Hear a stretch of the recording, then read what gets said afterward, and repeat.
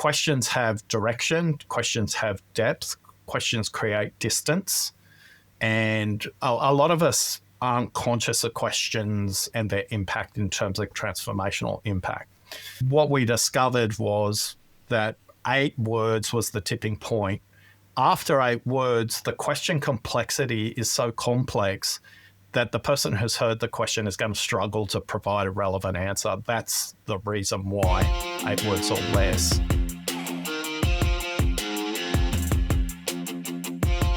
Welcome to the How Leaders Think podcast, a show that transforms you by renewing your mind and giving you new ways to think. I am your host, Kenny Lange, and with me today is the Oscar Trimboli.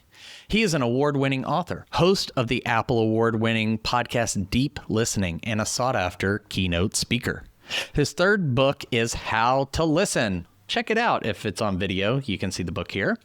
Discover the hidden key to better communication. It is the most comprehensive book about listening in the workplace. Along with the Deep Listening Ambassador community, he is on a quest to create 100 million. That's like Dr. Evil, 100 million deep listeners in the workplace. So he's ambitious, but I believe in him. Through his work with chairs, boards of directors, and executive team, Oscar has experienced firsthand the transformational impact leaders can have when they listen beyond words. Welcome to the show, Oscar. G'day, Kenny. Looking forward to listening to your questions. Fantastic. That's all the episode is going to be. I'm going to ask questions. Oscar's going to sit thoughtfully and then just say next. So it'll be the most intriguing episode we've ever had. Well, I'm excited to have this conversation. It's not every day you get to speak to an expert on listening or communication for that matter. So I feel like I'm going back to college with my degree in speech communication is bubbling up, and this episode will make my dad proud and like he invested in something good. But Oscar, tell me today what is on your mind. Last month, I've been in a very deep place of working with multiple client transcripts that we're using software to code team meetings, share a voice, what percent of the participants are creating 80% of the conversation, who's asking questions, who's asking clarifying questions.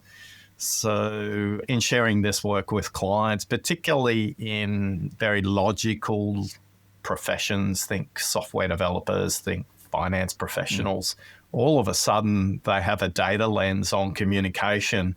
Their awareness increases and they understand the impact of the presence or absence of listening. So that's what's top of mind right now, is understanding how can you code listening. That's interesting. And just for clarification, when you're talking about coding, because I realized I may have made an assumption. Look at me listening, looking for the meaning. Is coding as in, are you looking to add a technological layer into what you're doing? You mentioned running it through software. So coding from a programmer standpoint, or coding in the sense of labeling like medical coding? Well, it's to honor a question I was asked in April of 2008 when my vice president, while sitting in a budget meeting, said to me, "Oscar, we need to talk immediately after this meeting." And I thought I was going to get fired. At the end of the meeting, my boss, Tracy, said to me, "Oscar, if you could code how you listen, you could change the world." And in that moment, at that time, all I could blurt out was, "Do you mean code or code, Tracy?" And she said, "We work at Microsoft, Oscar. Put it into software." Between 2008 and today, we've coded it into 3 books. We've coded it into a set of playing cards. We've coded it into a jigsaw puzzle game. We've coded it into an online assessment tool where you can answer 20 questions and we will tell you what your primary listening barriers are. And now we're looking to code it into software so that you can upload any transcript and anonymize it, and you can get a over time view of a team meeting as well as that specific meeting as well. So we're coding in software how to listen. Gotcha.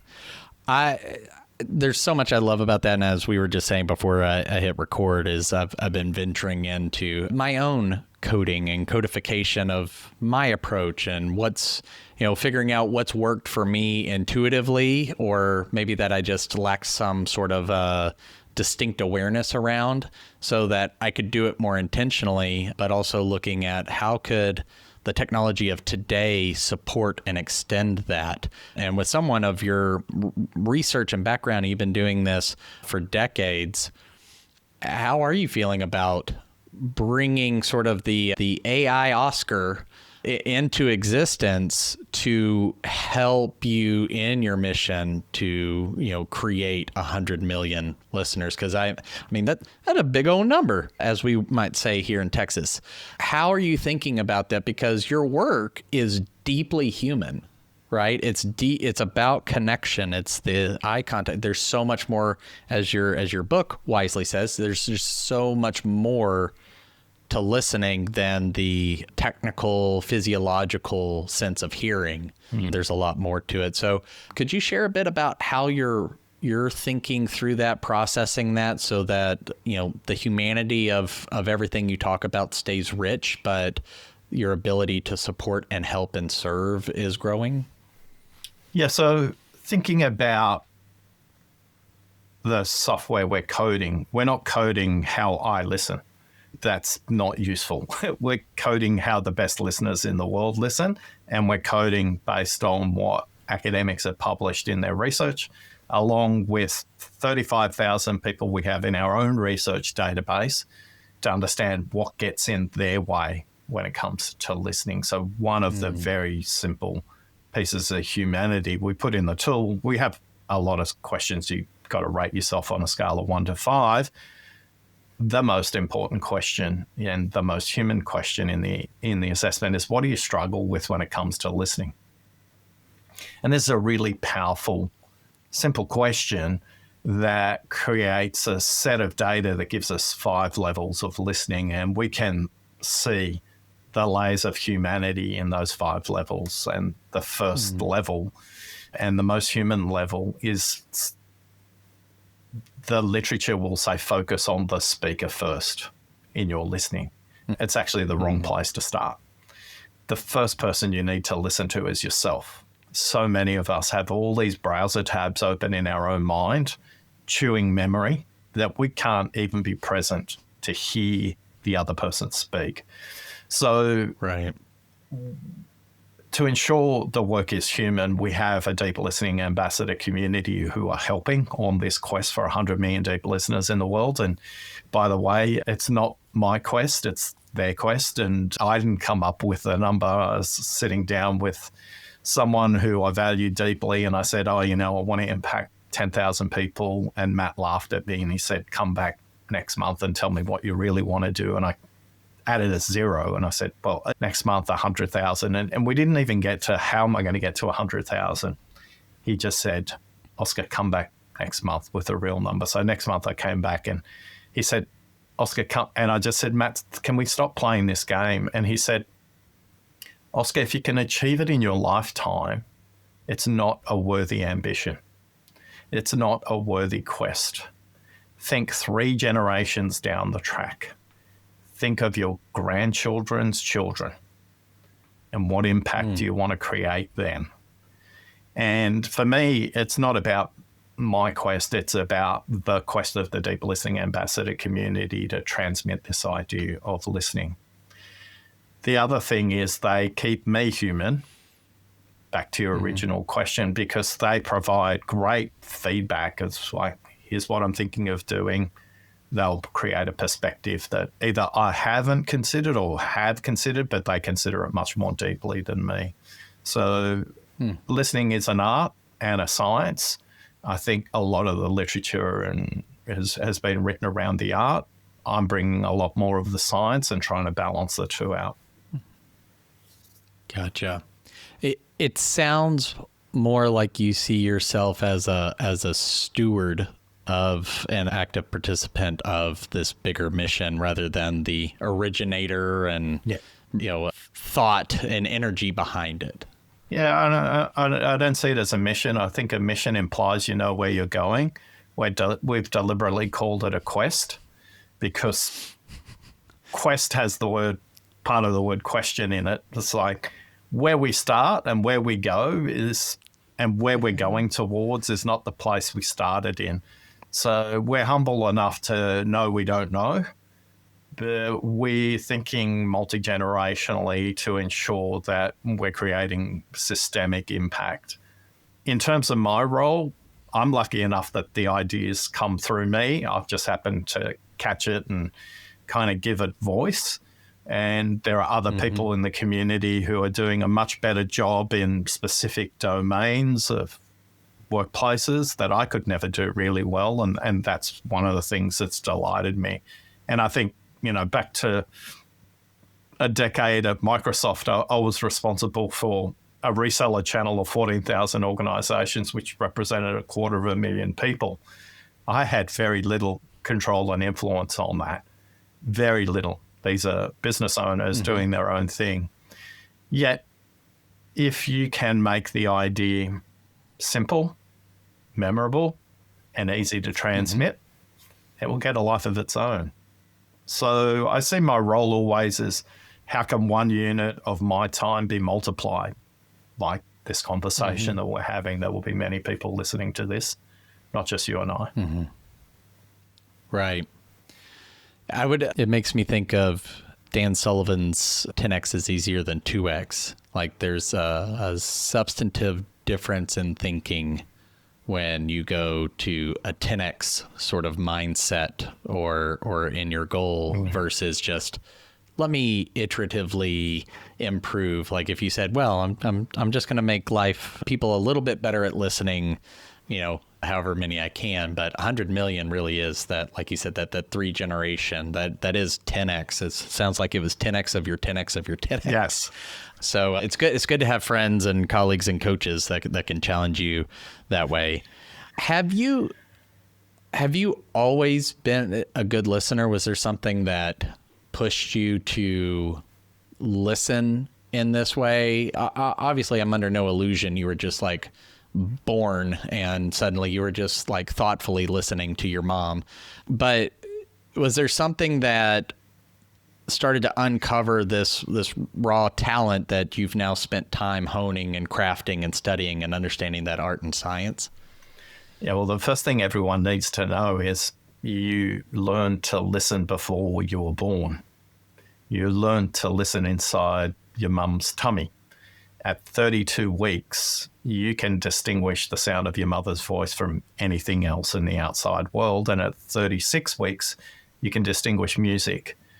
So we're all born great listeners.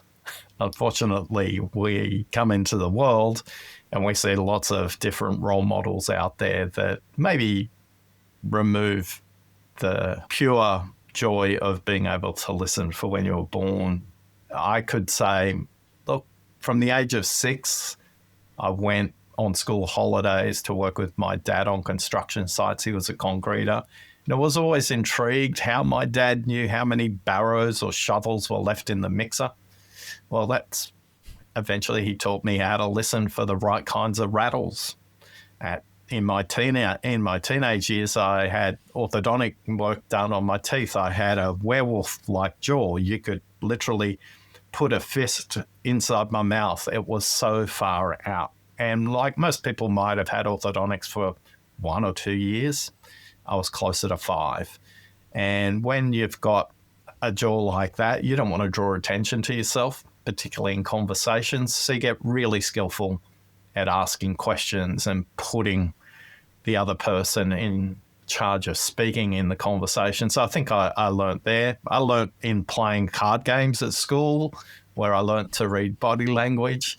So there were many steps pre-work, but also in working life. I was the boring, repetitive person saying, that's great. Have we asked a client? Have we asked a customer? Have we asked a supplier? Have we spoken to finance? Have we got more perspectives than our own in the conversation? So I wasn't conscious that I was building listening muscles all the way along that journey. But it was in 2008 when Tracy pointed out to me, how I changed the trajectory of a very complex meeting with 18 people over 3 geographies and a video conference call for a budget. They shortened the meeting. That she lit a spark then that said, there's something you could become better at. And when she said code how to listen, I knew very quickly it was like, I'm not the best, or how I do it isn't the only way. So I got pretty obsessed about reading literature and doing experiments while observing for the next 5 years in a workplace at Microsoft and in my consulting work. So you could pick any of those things there that all inform how we learn how to listen. But I would just remind everybody that before you're born, the first sense you develop is listening. Thank you for sharing that. It is interesting when we can look back at our lives at these little things, these little moments, like your dad on the job site. That was a practical thing he needed to know to do a good job, but it ends up informing something that you're able to build on top of and extend and expand and use in a different way. I feel similarly in the work that I do now is having a conversation with someone just about the nature of the work I do and because he's in a similar field. And, I told him I can just look back at all these little moments, these decisions that I had no idea how they were connected, but have added up to where I am today, and those things continue to happen. And I think it's probably to our benefit that we're not aware of them whilst they're happening. Otherwise, we would probably screw them up, or at least I would. I don't know. You seem like you would do a good job. But when thinking about listening, when you in your research, one of the questions I'm always fascinated with is what is the current thinking prevailing wisdom? Because if there is a book like How to Listen out in the world, it tells me this is not something that is inherently universally done well, that there is room to grow and probably enough people out there that there's a market for people who need to improve. It's like if a business exists, well, that's cool. What does that mean? But a problem has to exist in order for a business to exist to solve that problem.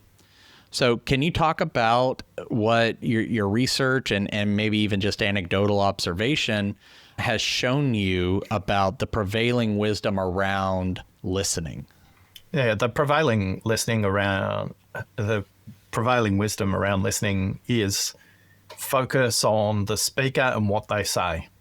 And all my work and all my research says that's handy, but it's not powerful. That's interesting, but it's not impactful. That's quite transactional. It's not transformational. When you understand that when somebody speaks, they're thinking 9 times faster than they can speak. So the first thing they say is 14% of what they think. Said another way, if you're just listening to what people say, you haven't heard 86% of what they think and what they mean. So the prevailing wisdom is focus on the speaker. And the work and the research that we've done simply says this: focus on yourself first so you can get ready to listen, and then start noticing what they haven't said, not just what they have said. Because if you focus on what they haven't said, you'll start to unpack what they think and what they mean. As a result, meetings are shorter. As a result, clients feel heard, employees stay longer, and you can hear the problems that your organization is trying to solve in a systemic way rather than just a symptomatic way.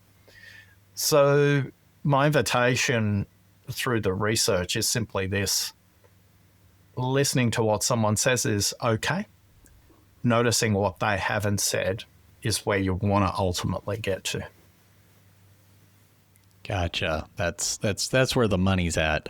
Does this connect at all? And I don't know that this was ever established as a real scientific number or anything, and I see different percentages, but people say 65% of or 55% of communication is nonverbal. So they talk about reading body language and facial expressions, and then you have, I just blanked on his name, and I have his book somewhere, but the guy, no, it was that may be one of them, but I'm thinking of the TV show Lie to Me, where he did all the research on micro expressions. Paul Ekman. But it was, yes, I have both of his books, and so there's like, oh, that's where the money's at. That's where it's in all these nonverbal things. But that sounds different than what you're saying when you talk about the 86%. Is it different, or is this like, hey, we've done further research and we've iterated on that? Can you speak to that? So earlier on, I mentioned there's 5 levels of listening. In the first level, listen to yourself. Level 2 is listen to content. What you hear, what you see, what you sense. And the work of Ekman that talks about micro-expressions in a very universal, culturally agnostic sense. He's done it with African tribes. He's done it with Western settings. He's done it in Asian settings. It's deep research over multi-decades, over multiple cultures. So when at level 2, we say what you hear, what you see, and what you sense, we're talking about Ekman's work fitting in at what you see. So that's a foundation to level 3 and level 4. Level 3 is how they say it, and then level 4 is what they haven't said, and then level 5 is what they mean. So it's critical that we understand that our listening isn't just the dialogue. Our listening is the emotion that's present in the dialogue. It's how state changes, the micro expressions that you mentioned earlier on. All of these are data points. They are signals to us to go, is there something worth investigating there? One of the fallacies of listening is you should listen to understand. Your job isn't to listen to understand for you. Your job is to help the speaker understand what it means to them. Because if they're explaining a problem or an issue, you can ask all the questions you want to seek to understand. But are you seeking to understand on your behalf, or are you seeking to understand on their behalf? There's another common distinction between good and great listeners. So are you listening for their problem, or are you listening for your solution to their problem? Because ultimately, you should be helping them with their solution to their problem. So when you're seeking to listen, to understand, it's to help them understand, not to help you understand. Wow. All right. Everybody rewind, press play, just put that on a loop, clip it. That was really good. I love connecting ideas and concepts because it helps me remember. As you were saying that, because I was thinking at first, I was like, you have the whole Stephen Covey, seek first to understand, then to be understood. But I suppose in an attempt to understand, that could still be a self-centered endeavor. And I think of the Chris Voss with the Never Split the Difference book, which is still one of my favorites. He's a fun guy to listen to. But he talks about false yeses, like it's false commitment, the 3 levels. And he says what you want to get people to is not saying you're right, but saying that's right. To where you have so clearly and accurately reflected back what they've been trying to communicate to you, that it's not you asserted your own intelligence on it, but that you heard this universal, their worldview on it. Is that similar? If it's not, and that's the dumbest thing you've ever heard, please tell me. No, I spend a lot of time quoting Chris about getting to know faster, because I think if you start to listen to what it means to somebody, they will quickly tell you, no, that's not what I mean. What I mean is this, not that. It's the posture, the mindset, or the perspective for you to be in some ways neutral to that. So you're not there to go, I need to figure the answer out for them, or we need to find the solution together. In Chris's example there is, if you can reflect in a way that you describe it better than they do, they immediately believe you're part of the solution, not the problem. But if you're not listening well, you can't reflect it back because your head's stuck in a laptop, a tablet, a cell phone, or worse yet, a connected watch, right? Or, we've even got connected glasses these days, right? I don't know what you're talking about. So, yeah, there are parallels and alignments between what Chris is saying, particularly to ladder the conversation ultimately to help them express what does it mean to them. I think that's where Chris and our work kind of meets at the top. Gotcha. Now, something that I'm not saying that this is what I heard, but I can imagine someone listening when you talk about, the 86% is unsaid, and we need to figure out what, you could say, stay curious a little bit longer, like Michael Bungay Sr. would advise, to fight back against the advice monster. But if you're trying to get curious and ask questions, how do you maybe instruct or educate people to go about that without it coming across as or getting in the mindset of, well, you're not being forthright, you're not being candid with me, you're not telling me everything. You're not, I want to know what you're thinking, what's on your mind. And you just said, we're only able, because of some physiological things, we literally cannot do what's being asked of us. But people want to feel like they're being honest, but no one wants to feel like I'm being asked more questions because there's a lack of trust in my honesty or my character or something like that. How do you approach the curiosity to understand meaning at that level 5 without somehow implying that person is withholding? Your presence as a listener will have more impact than any question you ever ask. And the most potent question you could consider asking sounds like this.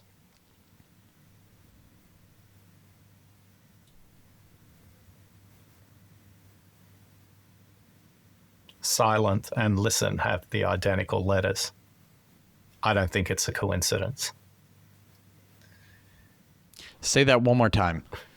Silence and listening have the same letters. I don't think it's a coincidence.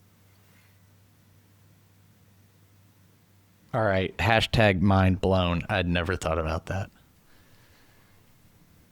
And hopefully people didn't turn it off or wonder if their device had stopped. So you're saying the posture from which we ask or present ourselves in and listening to someone else can help us stay curious, get and gain understanding of their meaning without somehow communicating that we don't trust what they're saying. We are just deeply interested in understanding what they're saying.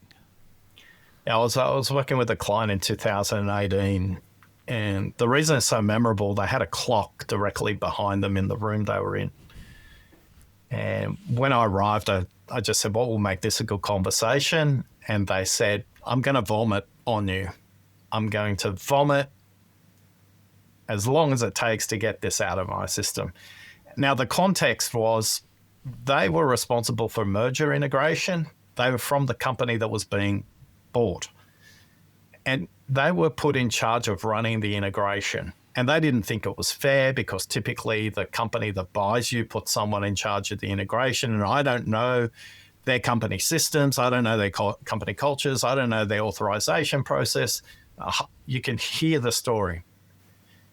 Mm-hmm. She nonstop vomited for 28 minutes, or until 11:28. I sat there in complete silence, yet at the 12-minute 12 past the hour, there was a slight shift in her posture. And she took a deeper breath when she said something. Anyway, at the 28-minute mark, she went, "Gee, that feels good." And I said, "About halfway through, you did this." And I just mirrored what her body did. She went, "Yeah, I got so sick of listening to myself whinge and complain. I made a decision in that moment that I had to take responsibility for the role I had." Now, Oscar, the rest of the time was just getting it out of my system. Thank you for bringing it up. It's helped me to understand that I need to step up in my leadership. In that moment, I did not ask a single question about anything about the merger integration or any of that kind of stuff. I simply asked her to notice what she did, and that helped her to verbalize something that was essential for her. I needed to take responsibility. Many meetings later, she said to me, "You remember when you noticed that?" She goes, "That was so important for me because it was something I felt, but I didn't say it. And yet when you helped me say it, the decision was concrete." And I thought, okay, wow. So hopefully that helps when we think about our presence. Our questions can be helpful, don't get me wrong.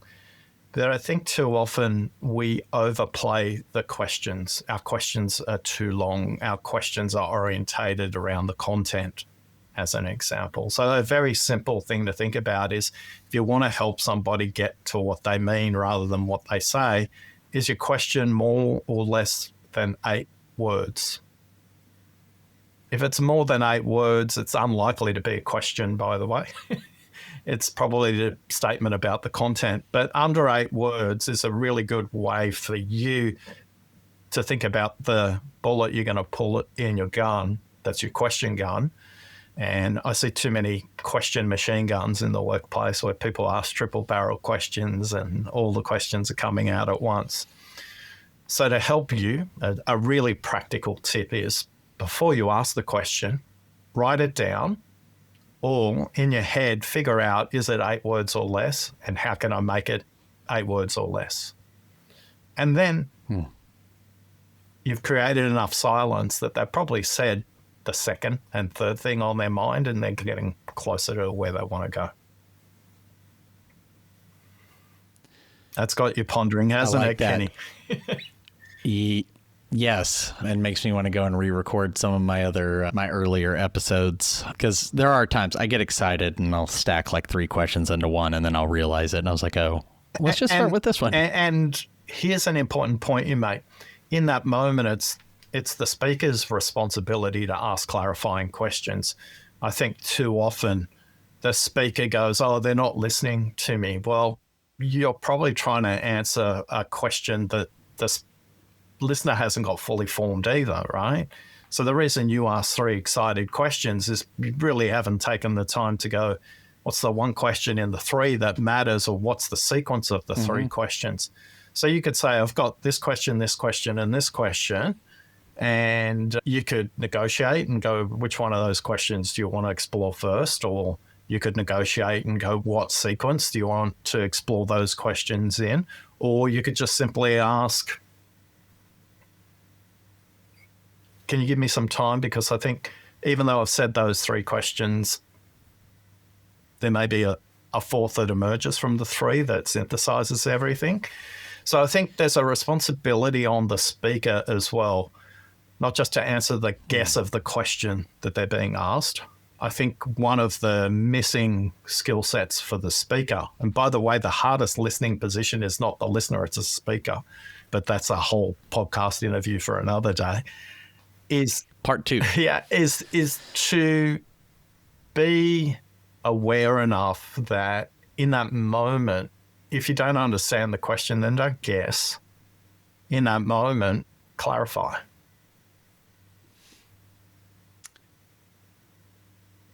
I have a mentor who he's so good at doing that. He's probably one of the best listeners I've ever come across.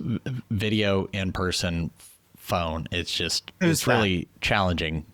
His name is Bill Green, and he has an episode on this podcast, and he does some awesome work. But I talk with him probably a couple times a week. He's been at this for 10 years. I've been at it for 3. And so he's been a real gift. And I'll say something and he may not fully understand it, and he'll just prod me along and say more about that. Or I'll ask him a question and he'll pause and then he'll say, I'm not sure I understand your question, or he'll even stop himself, but he's an excellent communicator, and it's no wonder why he's been successful in this line of business. But some of what you're describing just now about I said all that, I needed to verbally get it out.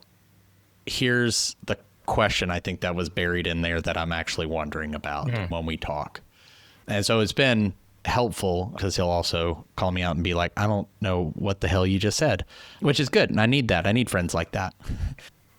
So something in trying to practice what you're teaching, when you went with you mentioned the 8-word question, I noticed you did not mention the why behind the 8 words. Is there something in your research, or is that just a number that you found is easy for people to remember as a technique? Because I know sometimes there's just value in making it in a way that's memorable. What can you speak to that, please? Sure. And for those of you who haven't had a chance to watch and you're listening, just before Kenny asked that question, there was a big state change for him. He took a deep breath in. He did a so, and his eyes went up and his head went to a very different place to where he's been for the whole discussion that we've had. So I just wanted to share that with those of you who are listening who possibly can't see what I saw. The 8 words came from a curiosity for the Deep Listening Ambassador community about open-ended and closed questions. And people go, oh, you've got to ask open-ended questions, closed questions are bad. No, that's not true. Both question styles are very, very appropriate. It's just some question types aren't appropriate for the kind of dialogue. So at the beginning of a conversation, you're probably going to ask more open-ended questions. At the end of a conversation or a meeting or a project, you may ask more closed questions, which got me curious about what are the catalytic kinds of questions. And we sourced many questions from workplace environments and ran them through a model to understand, are they catalytic or transformational, or are they transactional? Are they dealing with systems or symptoms? And what came out in the data, we just simply did word length, that the shortest questions had the most catalytic impact. Say more. And they're 1 word or 2 words. That you don't have to. The most catalytic question you can ask is the one I mentioned earlier on, which was, and it's got no words. Hey, right. It's silent. I thought you were going to go with Michael's the awe question, the and what else, but yes, silence. And those, the 2 questions that Michael's made famous, he's not going to pretend he made them up, is tell me more and what else, right? And those 2 questions go in completely different directions. So questions have direction, questions have depth, questions create distance. And a lot of us aren't conscious of questions and their impact in terms of catalytic or transformational impact. So what we discovered was that 8 words was the tipping point. After 8 words, the question complexity is so complex that the person who's heard the question is going to struggle to provide a relevant answer. That's the reason why 8 words or less. It simplifies the question and makes it easier to understand, and it reduces complexity. So in an academic field called discourse analysis, there's a body of work around question complexity. 8 words or less is something that business workplace language can respond to with low complexity but high impact. Beyond that, it becomes multi-part. Beyond that, it's at a level of complexity that most people can't process effectively and consistently. So that's where the 8 words comes from. That is phenomenal. I feel like I'm going to be hitting up ChatGPT with some deep research later to unearth more of this. As I mentioned earlier, I have a degree in speech communication. I had a whole class on listening and small group and different things. And so a lot of this stuff is fascinating to me, but I also feel I've now chosen a profession that heavily relies on my ability to listen, reflect, communicate. The 8-word thing, the first piece of information that came to mind was, and I don't know why, weird facts stick in my head for whatever reason, along with movie quotes. But on billboards, there's a rule in advertising to not go over 8 words, because as someone is driving, and usually it's where billboards are, the speed limit tends to be higher, whether miles per hour, kilometers per hour, kilometers, however we say it, you say it down there. But just the speed with which you can read and comprehend something, they found that 8 words was the maximum. And so I still will find myself driving past billboards, counting the number of words, and then rendering judgment when they go over that to my children. And it's all part of the education process. There's obviously you've written books and you have podcasts and there's more research that you produce, and so we could keep going, which I would love, but this is not the Joe Rogan podcast and it's not 3 hours. So we'll have to have you back on another episode in the future soon, I hope. But if somebody is listening and they go, you know what, that Australian guy, he's onto something, or maybe they've been trying to improve and they're like, well, how do you just listen better? Do I just sit silently and stare blankly? If somebody wanted to start to move towards some of the things that you've described, what's a baby step they could take in the next 24 hours, spending little to no money to improve their listening skills or enact some of these things? Now, as we mentioned earlier, those 5 levels of listening, the foundation, listen to yourself. Every operating system, Windows, iOS, Android, has got one button that will turn off all your notifications if you're in a meeting. Go and switch that button to on so you'll get no notifications in any time you've got time allocated in your calendar. That's the simplest, most effective and free thing that you can do to bring your attention, to give your attention to the person that you're going to listen to. So switch your notifications off on your electronic devices.